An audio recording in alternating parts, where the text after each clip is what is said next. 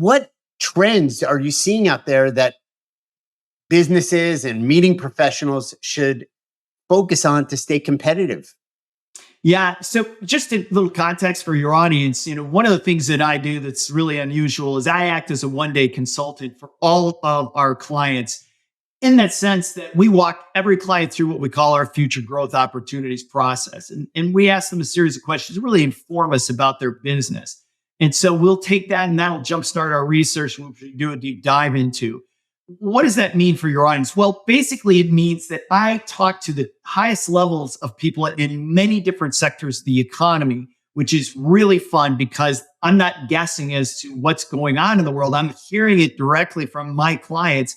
And then we're extending that and doing deeper research. So we show some of that research at andrewbusch.com. That's all for free. It's up on the website.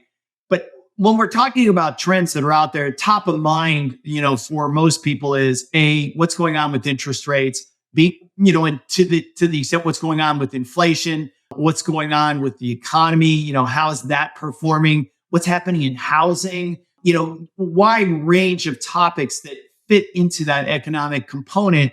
And really what we're seeing right now is that we've been through a period where the Fed didn't act aggressively on interest rates. It held its, off at keeping interest rates at zero, and then it dramatically shifted gears, raised rates 525 basis points in 14 months and kept them there for about 14 months. Now inflation's come down significantly. They're seeing the economy somewhat slow, not slow dramatically. We're still running at about 2.5% GDP for the third quarter in the US. And the Fed's decided, hey, we're on target for reaching our 2% inflation target. Let's start to cut interest rates. But I want to caution people, this is not going to be an aggressive rate cutting cycle that we just saw under COVID. As a matter of fact, I will make a safe guess or a safe prediction that it's highly unlikely. My probability of this occurring is less than 20% that we'll ever see 0% interest rates again. I mean, the world would really have to fall apart to get to that point. So in other words, if you're looking at interest rates, you're not going to see 3% mortgages again. You'll be lucky to see maybe a 5%, maybe sometime in the next year. But that's what I would tell. That's what I'm telling people is like, look, interest rates are going to continue to come up, but not by a whole lot. So that's my overall, just from the economy standpoint, point of view. We're seeing the job market open up a little bit. We're seeing the number of job openings in the United States start to kind of stabilize close by where we were previously, prior to the outbreak of COVID. So there's some normalization that's going on in the economy. And I can do a deeper talk about that if you want, but that's basically the big overview. I think the macro and all these cold numbers, you can prove and make a case as the economist that you are, that things are improving, things are going in the right direction. There's a lot of encouraging data.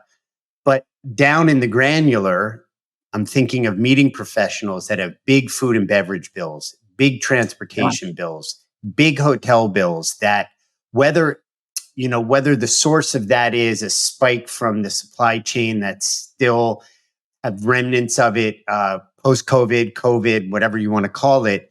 It's tough to reconcile because I'm of both minds. I feel I'm optimist. I'm have a positive outlook. I try to pay attention as best I could. I'm not an economist like you, but then I also do, go to the grocery store, go to the gas pump and all the other things. I have kids, the healthcare and everything. How do you kind of reconcile that for people and frame that up so that, we have a better understanding and can leverage that understanding? Sure. Well, it drives me crazy when you see people talk about inflation on CNBC or Bloomberg, and they're like, oh, it's coming off. Life's great. Don't get me wrong. Like the biggest problem that we have in this country right now, and you see it in all the consumer sentiment surveys, they're all pretty negative considering that we're growing. The problem has been that the price of things have gone from here to way up here. Now, that's the problem. They have not come off significantly. We're starting to see like used car prices, new car prices come down. Certain items at the grocery store, like chickens, come down significantly. But overall, like if inflation's slowing, it just means the rate of increase in prices is slowing. It doesn't mean we've reverted way back down. And that hurts a lot of low income, middle income consumers for sure. On oil, on energy, on the other side of things. So gasoline prices are coming down for sure. Oil prices have come down, but they spiked, a year ago, from 2022 when we had the Ukraine war. So that's starting to come off a little bit.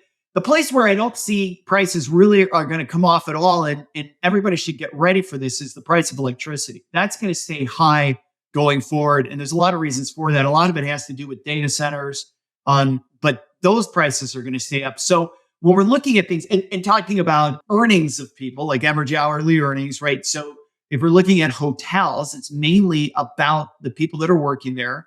And we're super happy to have meetings and things like that. But it's expensive. The labor costs you more money now than it did back prior to COVID. And so there's a lot of things like that are not just going to ease dramatically because the Fed waves this magic wand of raising rates and then starts to cut them.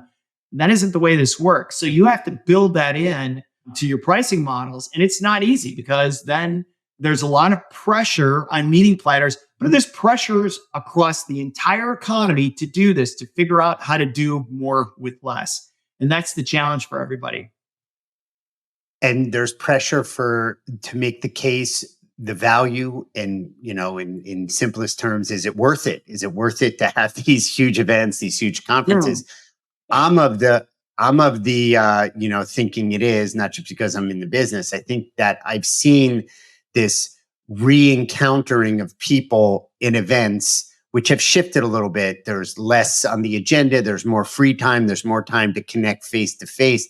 The value of face-to-face meetings is just, to me, it's almost immeasurable. I think there are event professionals that do measure it, and how much business is developed out of a meeting or a conference.